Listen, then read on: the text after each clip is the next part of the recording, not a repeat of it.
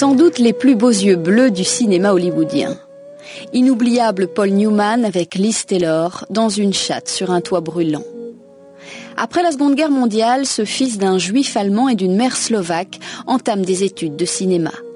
Il tourne son premier film en 1954 et ne s'arrêtera pour ainsi dire plus. 60 films à son actif, plus ceux qu'il réalise ou produit. Des titres comme L'arnaqueur, Butch Cassidy et le Kid, La tour infernale, La couleur de l'argent. The winner is Paul Newman. Un Oscar d'ailleurs pour ce film de Martin Scorsese, après 8 nominations infructueuses. Paul Newman, c'est aussi un amour, celui de John Woodward. Leur fils décédera d'une overdose, poussant Paul à créer une fondation aidant les personnes dépendantes.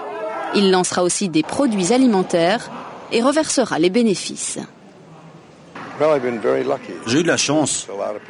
Il y a beaucoup de gens qui ont de la chance et qui devraient tendre la main à ceux qui sont moins fortunés qu'eux. C'était aussi un passionné de vitesse. Il créera même sa propre écurie. Depuis les années 80, Paul Newman tournait moins. Il était plus critique sur les rôles au cinéma. L'acteur quitte trop vite la scène pour laisser la place aux cascadeurs et aux effets spéciaux.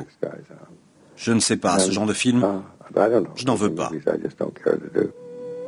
Paul Newman s'est éteint à 83 ans, des suites d'un cancer du poumon.